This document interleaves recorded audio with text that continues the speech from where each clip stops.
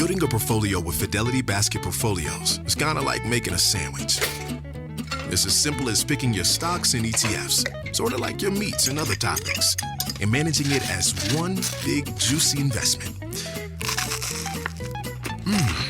Now that's pretty good. Learn more at fidelity.com/baskets. Investing involves risk, including risk of loss. Fidelity Brokerage Services, LLC. Member NYSE SIPC. We get together every night. People say, how do you keep your spirit up? We get together every night with the writers all day, thinking about what happened today. We talk things out, have a little fun. And to do that, whenever we can, we like to do like a light story at the top of the monologue, just to ease into things, because things are messed up out there, Do you want to know how messed up things are? The lightest story in the news is a plane crash. Everyone survived, though. That's why it's light, okay?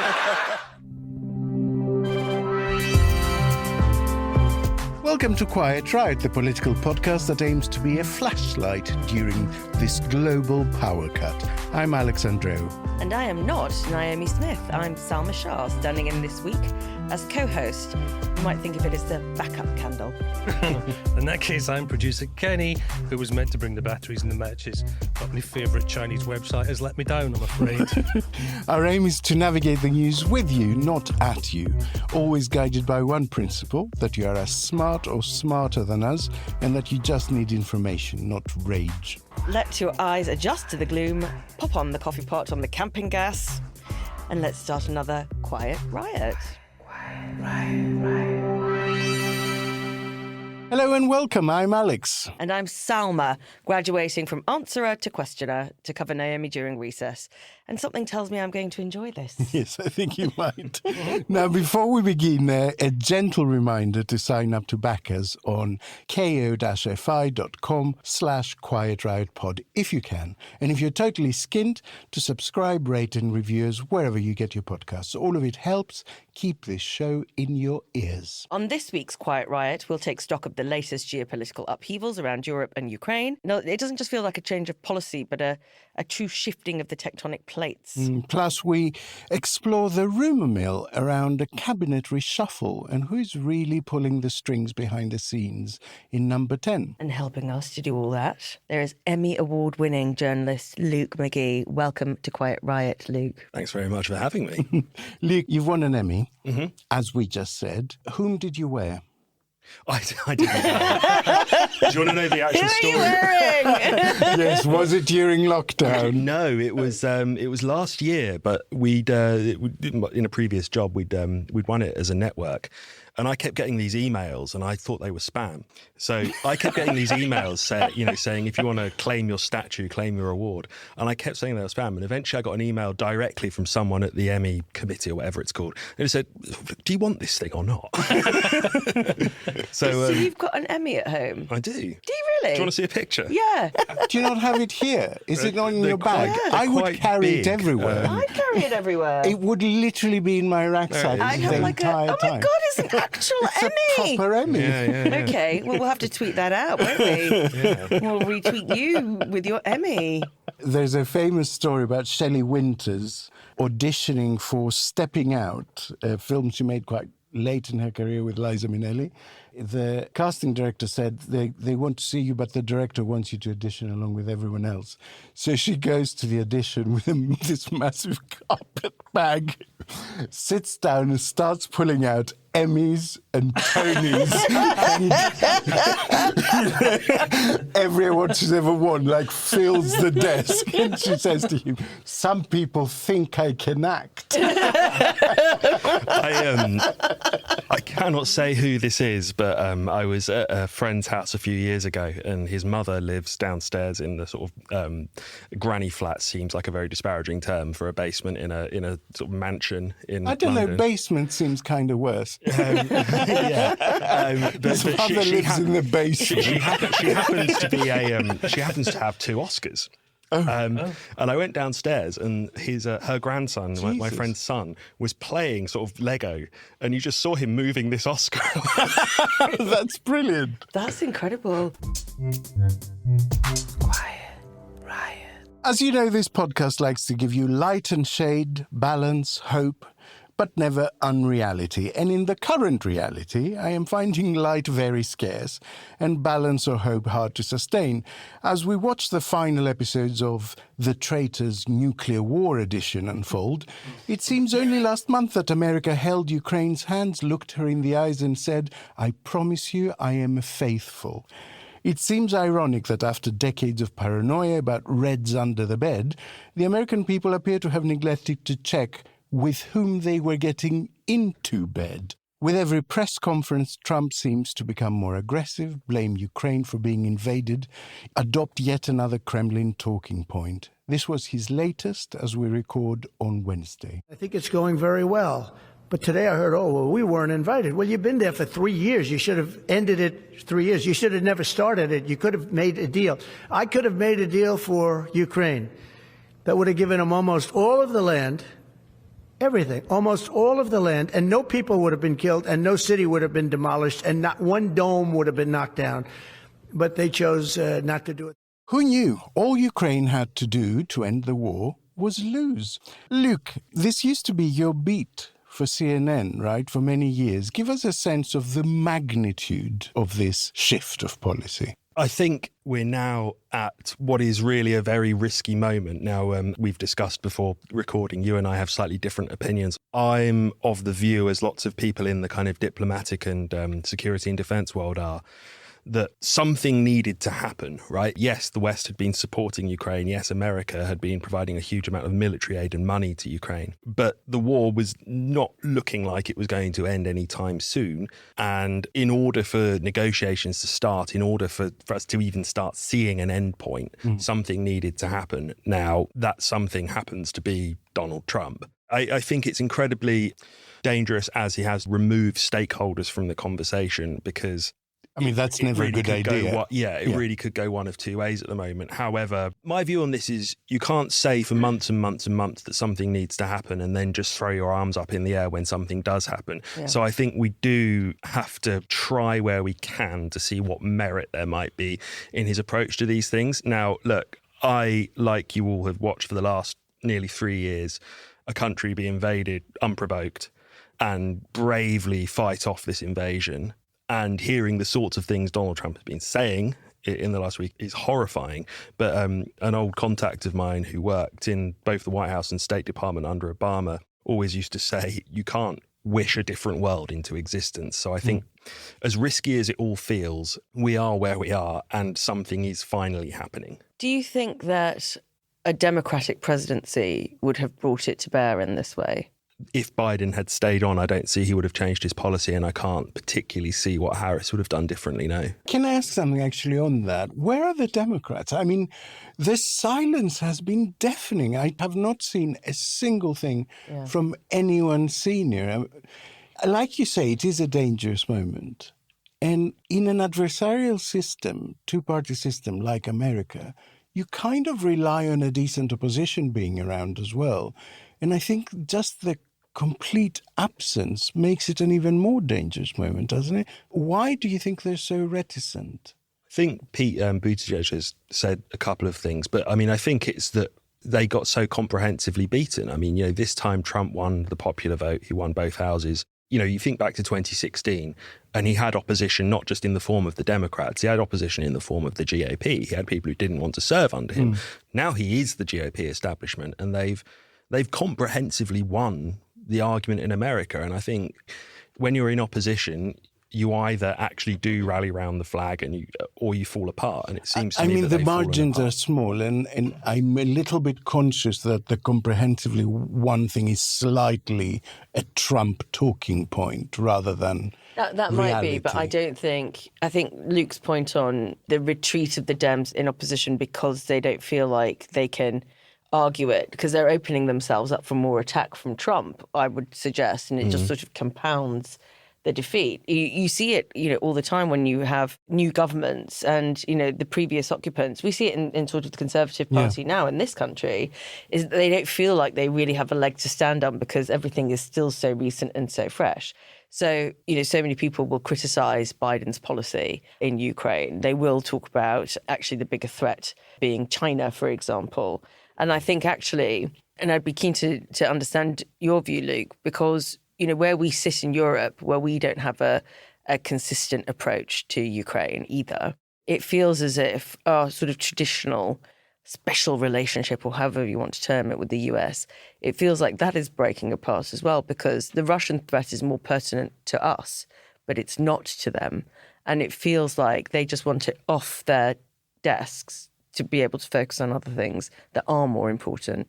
Just to come back to the previous point, I think if you're a mainstream Democrat right now, it must feel very hard not to feel irrelevant. In terms of the transatlantic alliance, look, I'm one of these people, the late Christopher Meyer, who was a former British ambassador to America, always used to say the special relationship never existed, right?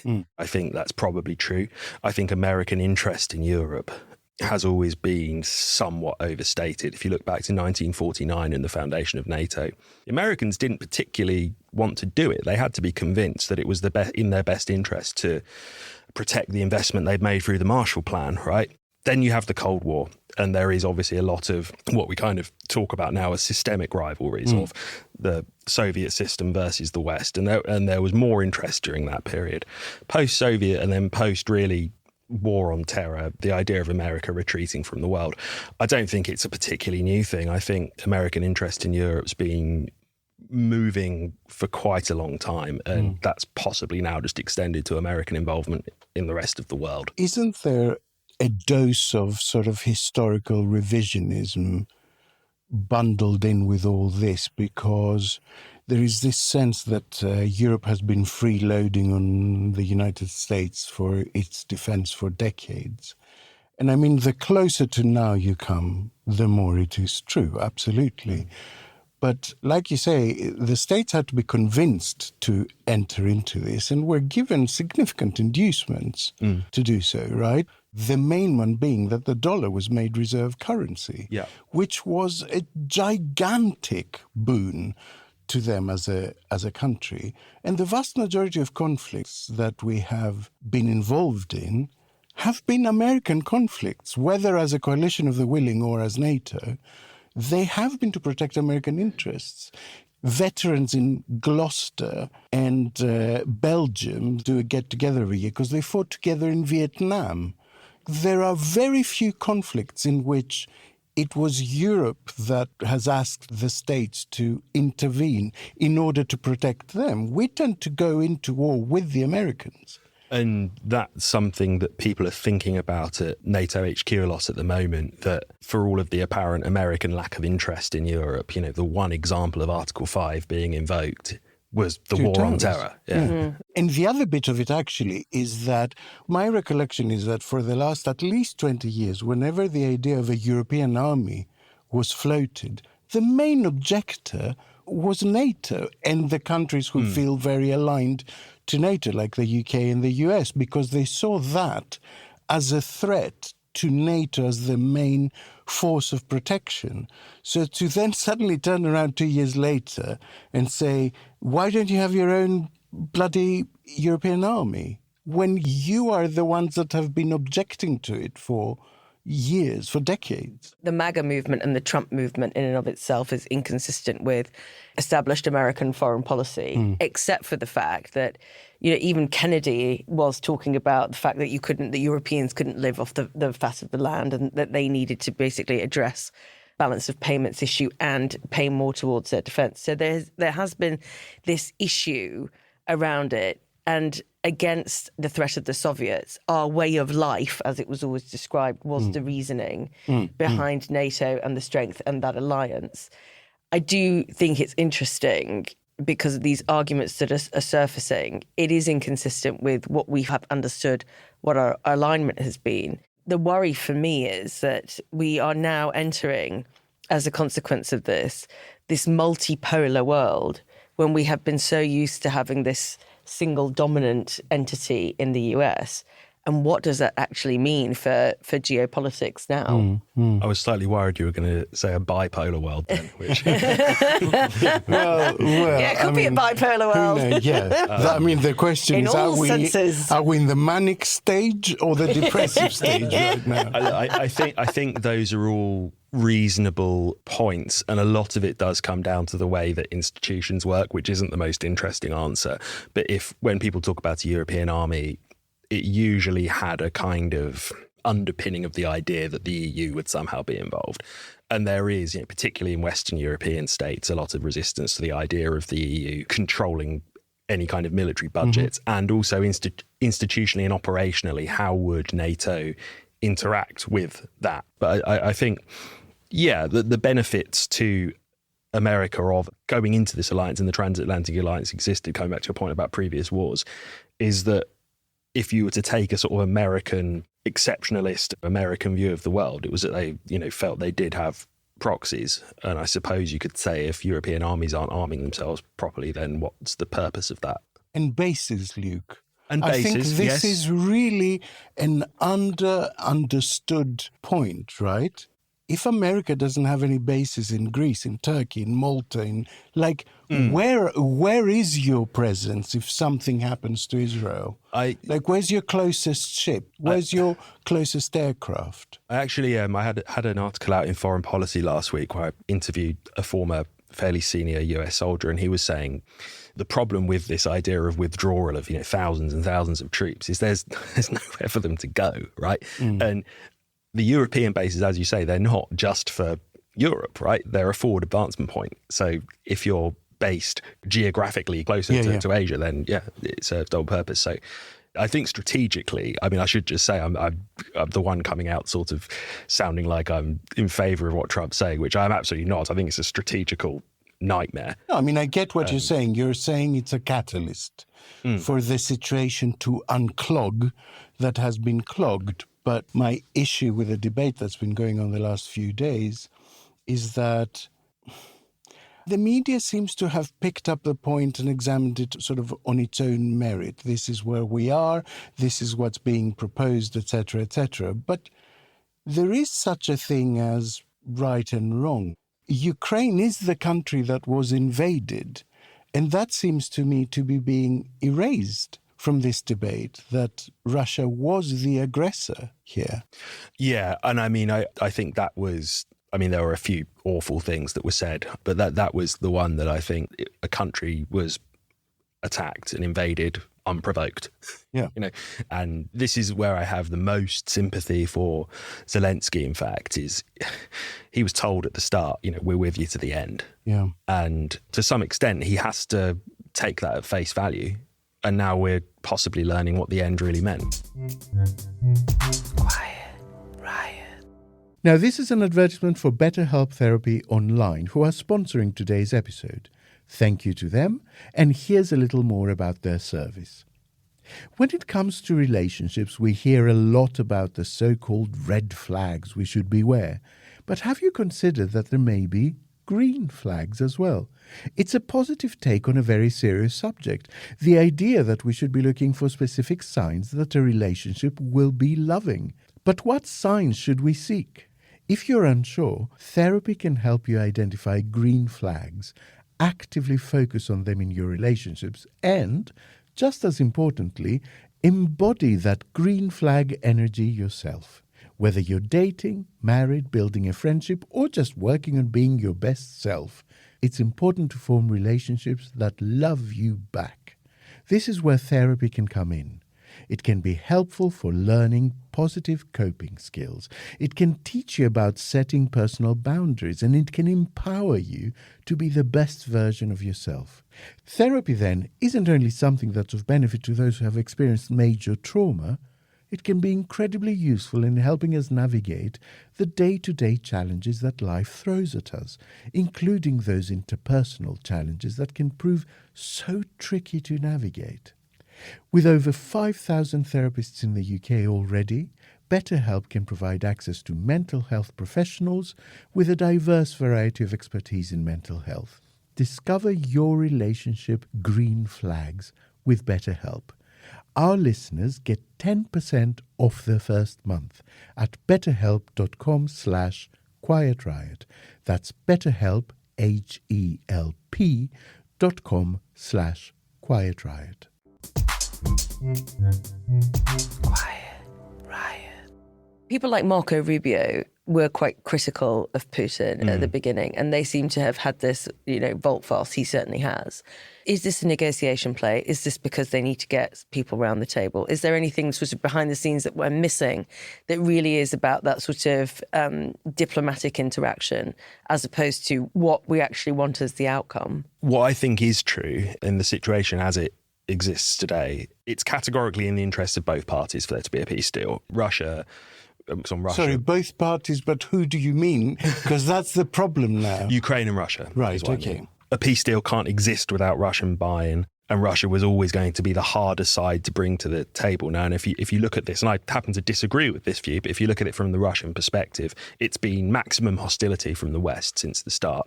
It is plausible that people around Trump have said there needed to be an overture. It could have been that they said if Ukraine and Europeans were at the table to begin with, the Russians wouldn't come. And I think those are sort of credible arguments. But, the risk of that is that you keep them outside the tent and the whole thing falls apart when it comes on contact with reality. Yeah, I think that's a good point. And I think there is a way of separating the two, right? Of saying that regularizing diplomatic relations with Russia is objectively a good thing. We want the two biggest nuclear states in the world to have a sort of dialogue. But if you look at the way Trump has always negotiated, his approach is always maximalist. So he will make the most shocking position at the very beginning and then concede bits and pieces as people negotiate those away. On this occasion, he's done exactly the opposite. He's made maximum concessions to begin with.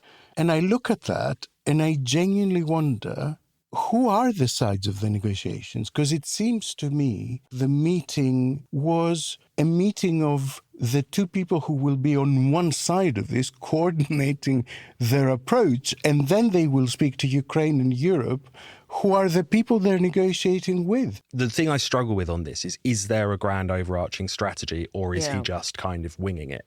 Coming back to a point about Rubio, which I think's really interesting, and I couldn't profess to know what's going on inside the head of Marco Rubio. Well, we know what was going on inside his head a couple of years ago when he tweeted, and I quote, "Putin still wants to capture Kyiv and install a puppet government, but when he realizes that's not feasible, he will offer a ceasefire that imposes neutrality on Ukraine and recognizes Crimea and Donbass as part of Russia. Many in the West still don't understand that Putin is an expert liar."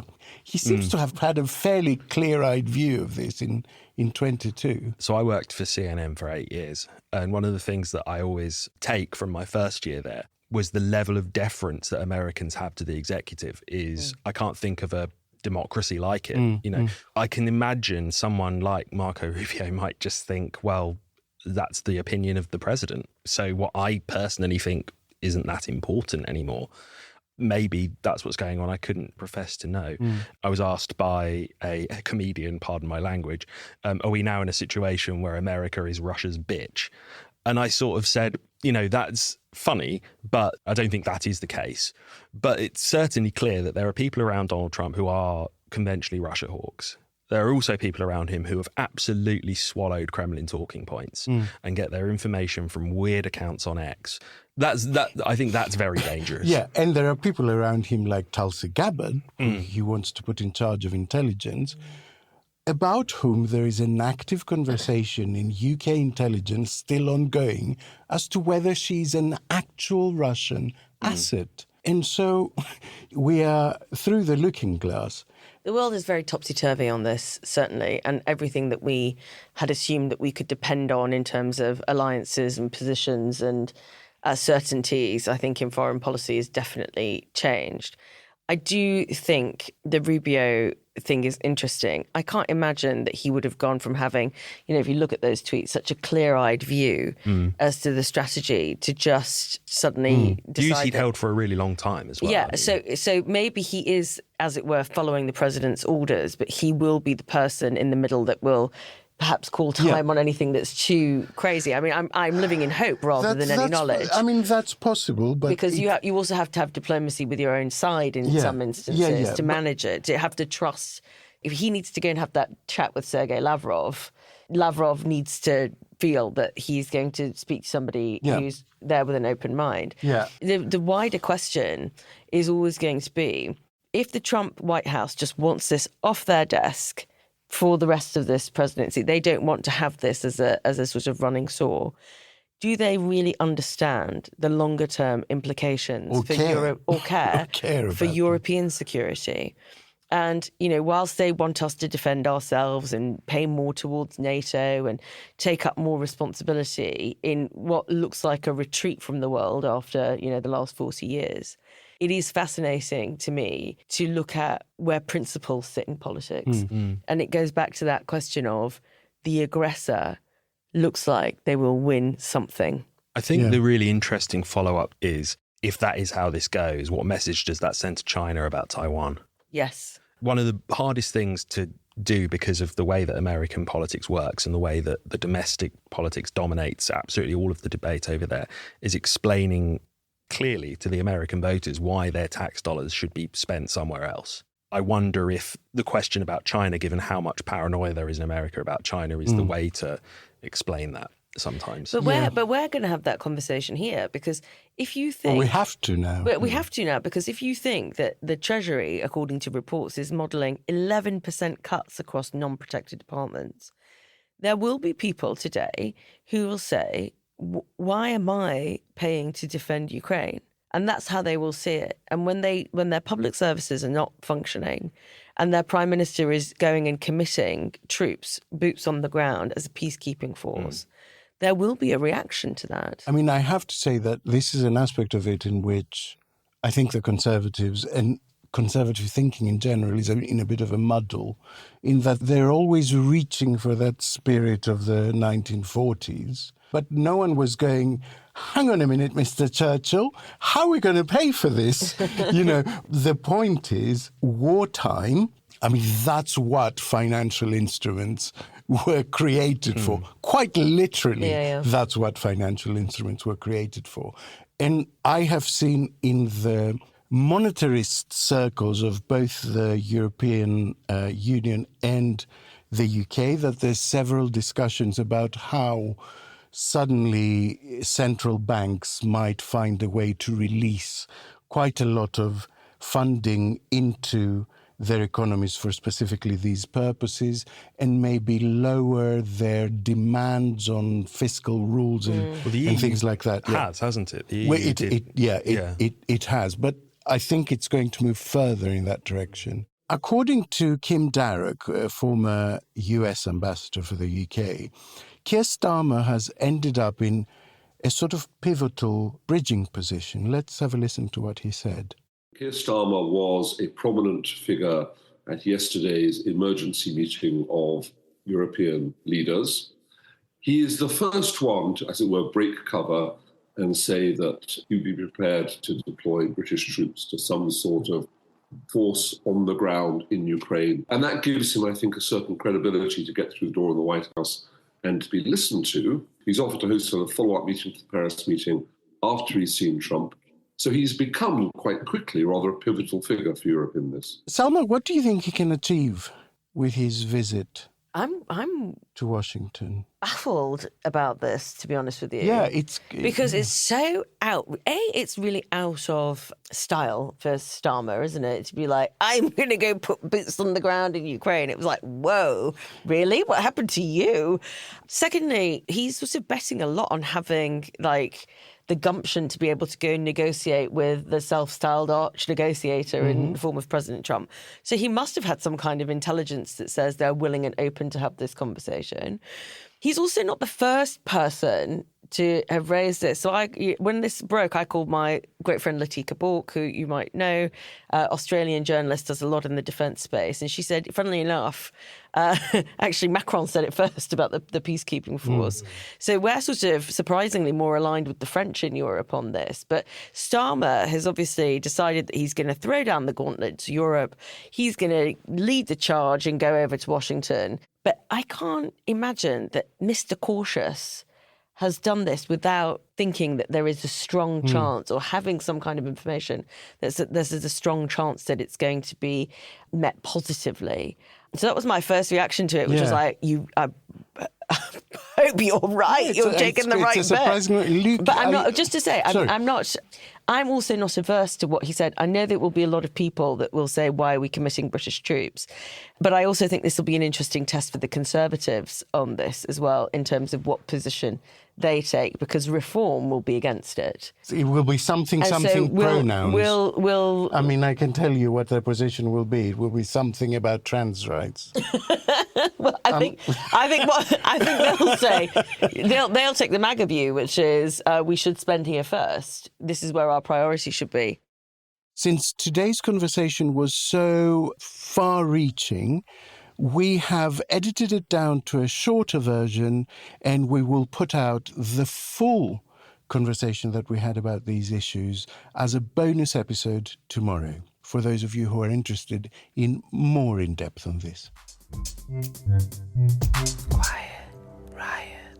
Switch to Verizon Business and get more from your internet without paying more for your internet. Get LTE Business Internet starting at $39 a month when paired with a Business Unlimited smartphone plan. That's unlimited data, and with it, unlimited possibilities. Start saving today with Verizon Business, ranked #1 in small business internet customer satisfaction by J.D. Power. Starting price for 25 megabits per second internet plan with savings, plus taxes, fees, and economic adjustment charge. Terms apply. For J.D. Power 2024 award information, visit jdpower.com/awards. Quiet Riot. And now it's that time of the week when Alex digs deep into the Telegraph, Express, GB News and Fox websites to dig out the most hilarious instances of snowflakery. It's, of course, time for Wokey Dokey. Wokey Dokey.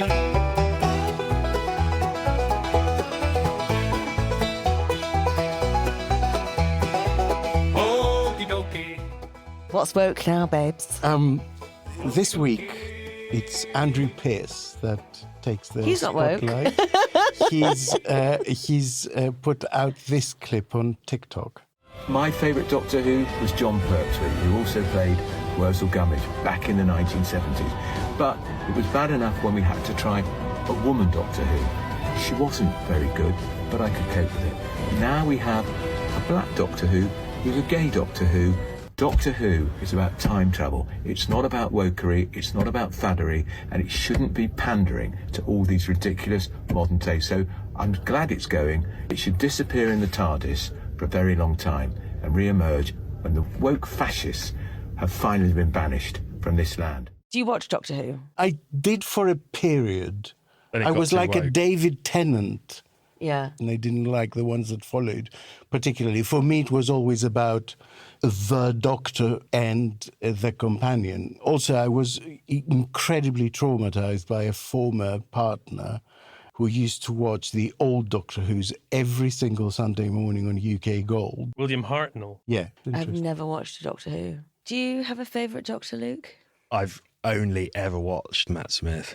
Yeah, Matt Smith was all right. He's kind of when I lost interest, though. I say he was all right. But anyway, this is what's woke this week. Doctor Who, the BBC, black people, gay people, and women. So as a special treat, I have put together some extracts from back when Doctor Who was not woke, all from the era of Pierce's favourite Doctor, John Pertwee. Got to be stopped. Who's got to be stopped? Well, global chemicals, of course. Can't you see the harm this go-ahead will do? No, Miss Grant, I can't. Cheap petrol and lots of it, exactly what the world needs. No! No! Look, it's time to call a halt. It's time that the world awoke to the alarm bell of pollution instead of sliding down the slippery slopes of... Yes, I seem to recognize the style. This fellow Jones, isn't it? The nutcake professor. How's it going? Just fine. What's a girl like you doing in a job like this? Well, when I was a little girl, I thought I'd like to be a scientist, so I became a scientist. Just like that?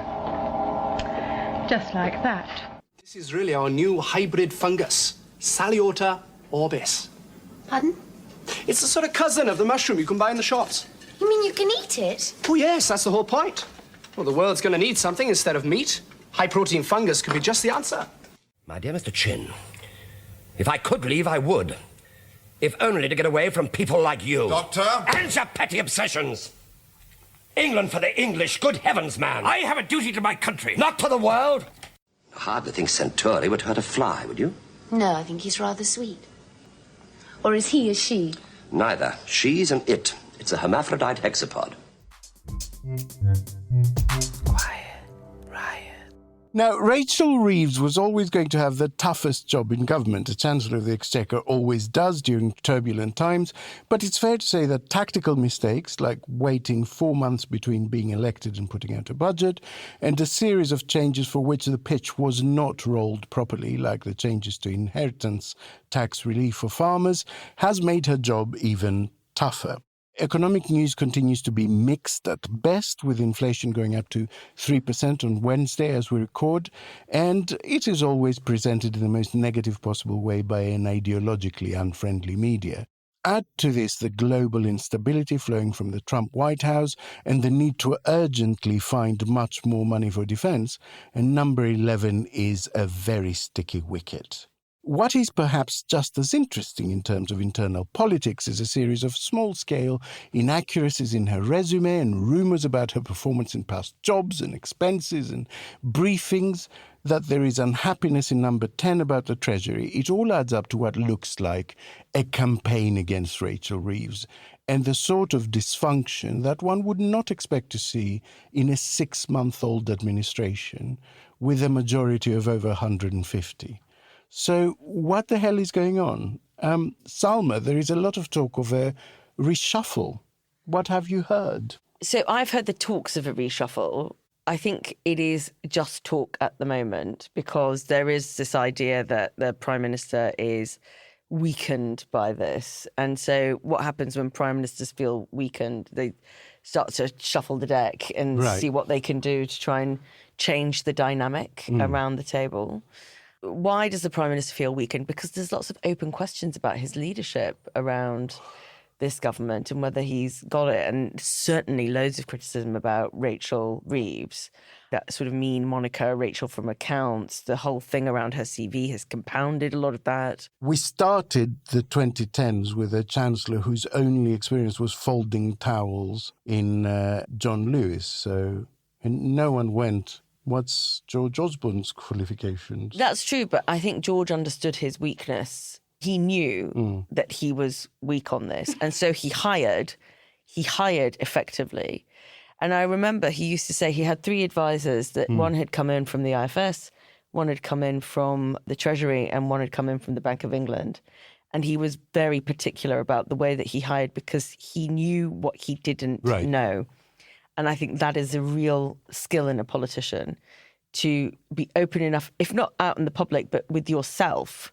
And remember, he got booed at the Olympics, and he looked a bit pudgy on screen and all that kind of stuff. And so all of a sudden, and then he had a total makeover because he was like, he's one of those people that's just very resilient. He'll be like, okay, I've had this, I'm going to pick myself up and I'm going to work out and I'm going to fix it. Whatever you think of his policies, there is a process and a logic that goes with it.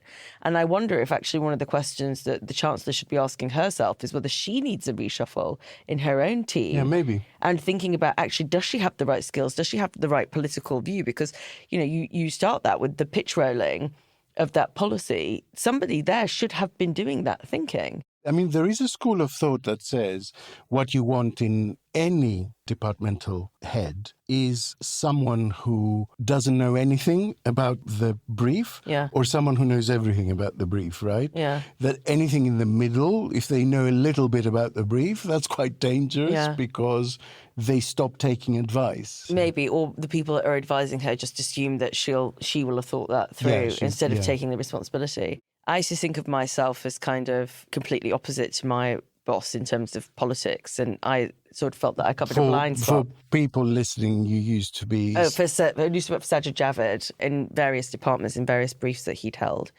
But he and I came from very different political worldviews, and I thought that was really important because then we could have the conflict about it and really go around the houses. And I quite often used to come to policy at a later stage in its development because I didn't want to be invested in it. So that if I looked at it and went, what the fucking hell is this? This is... Are you mad? Because it had to survive that first contact. But if you've invested in it, you keep trying to find ways of making it work, and you can't let it go in the same way. There's an emotional connection. Whereas if you're a little bit hardline towards it, you can't do that. And I think that you've got to think about that. But we're going off topic because it's obviously about reshuffle. The thing that I've heard is that there is definitely chatter about challenge to Starmer, which is why a reshuffle is important, but also why a reshuffle of potentially someone as critical as the Chancellor is now not off the table for discussion as well. And, you wouldn't necessarily move a Chancellor or a Home Sec or a Deputy Prime Minister unless there was something big that you felt was going on. Now, it may not happen, but I think it's enough for lots of people to feel worried in the Cabinet about a reshuffle. There are two competing theories as to who is briefing, right? So reading the Telegraph, they seem to be pretty sure that it's Morgan McSweeney briefing against Reeves. Reading the Times, it's exactly the opposite. Reading Gove in The Spectator, he's McSweeney side. Rachel Reeves is very much, I thought she was considered very much part of the McSweeney sort of in-group. Yeah, I mean, that was... So it would be really weird for him to now... Luke, you remember Westminster and how kind of like the intrigue and the bag carriers and everybody wanting to have that sort of side and it all being very speculative. From my 2 cents, it is that idea that there's kind of like this all-powerful, person behind the scenes sort of doing it all, and everybody loves that idea of this like one mastermind that sits there sort of doing it all. I mean, in the case of some of your spells in government, it was true, though, wasn't it? Maybe. Not me, obviously. But I don't know if you recall that. It's kind of like the way that the coverage works. There's obviously the slice of agenda that comes with it, but also that narrative character that also gets excited. Yeah, definitely. I used to be a lobby journalist around the time, I think just as you were coming to the end of your time, is that right? So it's a world I don't miss a great deal, I have to say. Yeah, no, I think that does happen. And I think the thing I would always push back on when editors would come to me is they'd sort of be like, this thing's happening in education and it sort of matches this thing that the Foreign Office is doing. And you'd sort of go, there's just very rarely that level of communication so busy. and strategy. So I think I'd agree with that. I was, for what it's worth, I was chatting to a Labour advisor who's sort of fairly senior and I do trust because they're usually pretty happy to slag everyone off. But coming back to the point... I love that that's the mark of trust. Yeah. But they were kind of saying... Are we going to bitch with you about other people that are supposed to be our friends? But they were kind of saying, look, I think that it might be the case that there's a little bit of that wanting the intrigue and the people who are briefing might be a little more junior. I'm not saying this is a kind of left or right wing point. It is true that the press is probably slightly more hostile to Starmer than a Conservative leader, so they will want their I mean, I'm not. Come on. Are you seriously going to argue that? They've been pretty hostile to Rishi Sunak. They were very hostile. Seriously, are you going to argue it's the same? When they called him Dr. Feelgood and all that. The BBC has a full 2-page story in which the conclusion at the bottom is that Rachel Reeves' LinkedIn profile said she worked there from September 2000 to December 2006. The BBC has now established that Reeves left the Bank of England in March 2006. This is the level of detail we're talking about. I think it's very important that the Chancellor is accurate. Well, I do none of us have punched up our CVs in any way. Not the same thing. I agree with you there, though, because Are you running the economy? I completely agree with you there in that it is important. And where I have no sympathy whatsoever for the government is they keep creating vacuums. If you create a vacuum in politics, it gets filled by something. Yeah. And if that something happens to be stuff like this that might seem minor, you create certain narratives. And I always used to say to Jeremy Corbyn's supporters who would sort of come at me and say things like, oh, he would have been fine if the press didn't have a go at him. And I'd always go, but you know that they do. You know what the rules of the game are, right? And the rules of the game are don't leave a vacuum, someone will fill it. And I don't have a great deal of sympathy for them on that front. I would cite some differences in that there has been stuff that's clearly confected that a paper like the Daily Mail will make a campaign of Currygate or whatever. And it's perfectly plain to pretty much anyone. There really isn't a story here, but they will keep going at it. And what that creates is what I call the wall of coverage, because most people don't read papers. But when a punter goes into Tesco's and they're all lined up there, when they all have the same thing on the front cover, that is noticed. In that way, sometimes the press can create the weather. I think you should be more worried about Nigel Farage's Insta channel. Papers do reflect their readers. They are commercial as well as attempting to inform or report. And so there is that kind of perhaps confirmation bias that exists within certain newspapers. If we go back to the reshuffle question and Morgan McSweeney and where is it going, the bag carriers, the advisors and the politicians have no shame in using newspaper journalists and newspapers to try and push a message out there. The reason I don't think that the McSweeney argument holds water is that logically, why would a man who has been so dedicated to bringing Labour into power be the person that acts in a way that undoes it? Because the minute you start doing the briefing from number 10, you lose your credibility, you lose your control on the machine, and people can react to it. I'd be interested if you agree with this based on your experience. I think there is almost nothing more damaging you can do than put a question mark on the Chancellor. I think that is the position that you just, unless it's catastrophic, you cannot touch. No, I agree. And whatever you might be thinking behind the scenes, I found, in my time there, and obviously I worked during a government that was pretty chaotic under several prime ministers. Once you break that sort of impression of being one single team and you let the floodgates open, then all hell breaks loose and there's no putting the genie back in the bottle. You will be familiar with the references in the Cabinet Secretary's WhatsApps to it being like taming wild animals. Nothing in Mr. Case's past experience had prepared him for the madness. He'd never seen a bunch of people less well-equipped to run a country. That could not have been hidden from you as Minister for the Cabinet Office, could it? I think it is the case that almost every number 10 operation has had by its nature strong personalities. Sometimes those personalities clash, sometimes under tension. Humans express themselves in ways which, with the benefit of hindsight, they regret.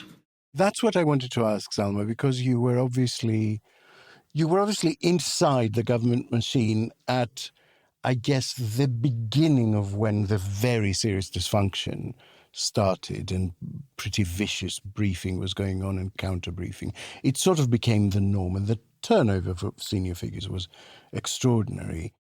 Is there any way to reverse that, to undo it, to create a sense of cohesion? Or is it a degenerative disease that once it's in there, it just gets worse? The only thing that you can do is have a reshuffle. Right. Genuinely. Right. And maybe this moment, obviously we're dealing with Trump, so who knows what he will say tomorrow morning.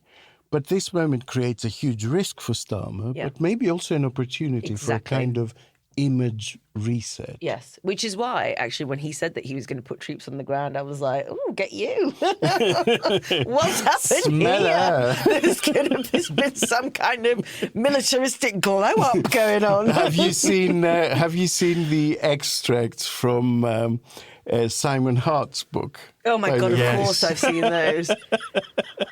I was trying to do work earlier and just... Gross! Can I just say... Are you going to read them out? I'm going to read one out. Oh, no! Because I wrote, reshuffle day, one lucky cabinet appointee is less grateful than her promotion deserves and more entitled than professionals should be when selected by the PM for high office. Let's all agree about one thing, says the PM. She's fucking useless, but we can't get rid of her. Now, this is February 6th. 3 women were promoted. Oh, no. That day. I know where we're Fraser, Donnellan, and Badenoch. And there's only one of the 3 I can think of would be a problem to get rid of. What do you think? Salma? I plead the fifth. Not America, NATO babe. Article 5. What about you, Luke? Are you willing to stick your neck out? So I would just say, as someone who Lucy, Michelle, or Kemi? The thing is, Like blind date. we, have talked about these years a lot of the time. This was Sunak, February 23, I think. Oh, right, okay. Yes. That's when Fraser came up. Right, of course, yeah. Yeah, because there God. was a new department that was created. I'd that stop covering it by this Michelle point. Donlan came. But I would just say, I actually think it could be any of them. When you get into that thing, you talk about the characters behind the scenes, just crazy stuff starts getting said, and people's reputations behind the scenes can be completely different to how they seem to the public. So I actually wouldn't particularly have said it was nailed on to be Kemi Badenoch. But you also never know how, this is just Simon Hart's perspective on it. And you also don't know what other prejudices or experiences might have come to bear on that recollection or the way that he's described it. Because I'm pretty sure people say really rude things about me. And that's because, there might be... We do. Yeah, well, all the time on air. But there's that thing where actually, if you're in a tense situation and you're negotiating something with someone, you're not going to be like nice as pie and friendly if it's not going well and you're trying to make the point. And whips are weird. They, and I don't mean that in a sort of particularly pejorative way. The job just twists their brains. But I mean, the job sends you a bit kind. You have to be to be chief whip. You have to be a very stable person, and you have to be a no drama, low ego person. So when we were in opposition, Patrick McLaughlin was our chief whip in opposition Conservative Party, latterly a transport secretary, left politics. His son, Jimmy McLaughlin, is a fellow podcaster with you, runs Jibby Jobs for the Future. And he was just so no drama. And I think we've had this thing with whips where they've started engaging publicly. Now, to me, old school, I just think it's appalling that Simon Hart's got a book and he's talking about what happened in the whip's office. You're still going to read it though, right? No, of course not. I'm going to read it. Well, tell me what happens in it. I have to. I won't read it. I have to. It's one of the few that I think. But really I guess the point know. I meant was their perceptions on things. They're just so different to the way possibly even the rest of Westminster, in my experience. Yeah, because they've got to be quite cynical, right? And they've got to be like, I don't care that you've been, as in one of these stories, been in a brothel in Bayswater till 4 o'clock in the morning. You need to get through the lobby and vote for whatever it is that you need to vote for. Yeah. So just to wrap it up, you're in the no camp, reshuffle-wise. It's possible, obviously, but you don't think it's very likely right now. You think it's just rumour mill? I think she might have to get through the spending review, and I think then Starmer has a refresh before the summer. Okay, what about you, Luke? I still don't particularly think he needs to. I'm one of the few people of the view that Starmer has made a lot of communications errors, but he still has a very big majority and a long time to go. So I don't think he should. And on that basis, I will say that I don't think he will. Quiet, Riot. Canva presents the killer of productivity. It was an ordinary workday until... Oh no, this meeting. It could have been an email. Run. Canva had a creative solve. Get email. I'll just put the info the team needs in a Canva doc, and I'll make it visual with images, charts, and graphics. Bring productivity killers to justice with creativity. Love your work at canva.com. Quiet, Riot. And now it's time perhaps for the most urgently needed regular feature of this podcast, a little bit of good news. It's time for Grin and Share It. Good news is welcome to me. Bad news is hell come to me. Good news. I want good news. Yes, thank you, Alex. Grin and Share It. This week, we have some amazing news, and I think really important news. There's been 28,000 kilograms of trash, or rubbish, as we say here, removed from the Arctic by the Arctic Clean-Up Project. And I have never come across this before, but I do think it's kind of incredibly valuable work. It's a Norwegian-based one, isn't it? Yes. Yeah. But they have a 3-year commitment under something called the PAME project, PAME project, Arctic Marine Environment Programme. And it's voluntary cleanup. And it also assists with grassroots research as people are going up and picking up this rubbish. Oh, right. So they're also looking for other stuff, samples that they're taking and things like Exactly. that. Exactly. Wow. And so, recording things like pollution whilst they're sort of going around and cleaning things up. But I think it's one of those small things that's actually a massive thing that isn't really given much attention.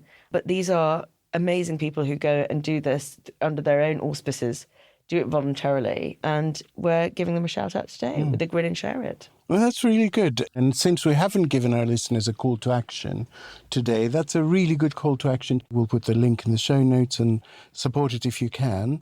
Also, I think Medical Aid for Ukraine is always a charity that we promote. It seems to me that at this moment, there's also a political point to be made. If there is an upsurge to charities that are giving aid to Ukraine, I think it makes a political point from a European perspective as well. Yeah. Because it's important, I think, psychologically for Ukrainians to know that we still support their struggle and we still know who the aggressor was in this. But also, I think we also have to remember that whilst we'll talk about geopolitics and the characters that are around a table making a decision, actually, it's the people to people. We know they're suffering. And so that the assistance that you can provide that might help people, especially in a serious medical need, it's the human to human point. Yeah. And you had one, didn't you, Luke? Well, I mean, just further to what you were both saying, I think as we go into what might be understandably a very dark period for a lot of Ukrainians, throughout this whole process, European publics have been incredibly supportive, and opinion polls have constantly shown that they support the action that's been taken. Now, I was thinking this actually just as you were talking about that previous story. When the most powerful person in the world dismisses something or is seen to dismiss something, it's easy to put them to the back of your mind. And I think as we go into this phase and we have Keir Starmer talking about peacekeepers, we really need to try and keep that public support up, because as you say, there is, I mean, I know that I've come across as the Trump apologist in this podcast, but there is an aggressor here. A country was invaded, it was unprovoked, and it's incredible the level of support that Europeans have kept. And I think keep that support, keep putting pressure on politicians to keep that support. Quiet riot. And I'm afraid that's all we have time for today. An enormous thank you to you, Luke. I have really enjoyed discussing all these issues, and I think I've learned a lot from it as well. And a huge thank you to everyone at home who tuned in. We hope you enjoyed the show, and if you did, do check out our monthly subscription offering at ko-fi.com/quietriotpod, which gets you access to our Discord channel, invites you to our editorial meetings, and chances to get on Zoom with Naomi, Kenny, and me to ask us anything. And we do mean anything. And if reading is your thing, which of course it will be because you're all very clever, check out the bookshop. The link is in our show notes, along with the links to everything we've mentioned on today's show. Alex will be back on Sunday with a special guest. But for now, farewell and keep on rioting quietly. We love you lots. See you soon. Bye. Bye. Quiet Riot is an audio production by Cooler Heads with Naomi Smith, Alex Andreou, and produced by Kenny Campbell. Music by Mariana Sangeeta, artwork by Simona Canelu, and edited by me, Alex Rees. Quiet Riot is a co-production with Sandstone Global. Quiet riot. Pop on the coffee pot on the camping gas. What's the camping gas? Camping gas? It's like the canisters that you take on holiday with you in caravans. In my life. Yeah. I'm going to need... Very, very lucky. Like the single gas canister with a... Must have seen it at some point. Never. Do people really cook on things like that? So posh. It's painful. I think camping's posh, by the way. Today's special guest joining us from the Dark Ages. That's probably how they cooked then. I nearly exploded a caravan once. At Arizona State University, we've made online education better, smarter, and more personalized so you can go further in your aspiring field. I decided to pursue medicine once I realized that ASU did have the online program for biological sciences. You're still required to learn the same curriculum. You're still being tested on the same content that anyone would be tested on in person. The comprehensiveness of the program prepared me so well for medical school. Explore over 300 programs at asuonline.asu.edu.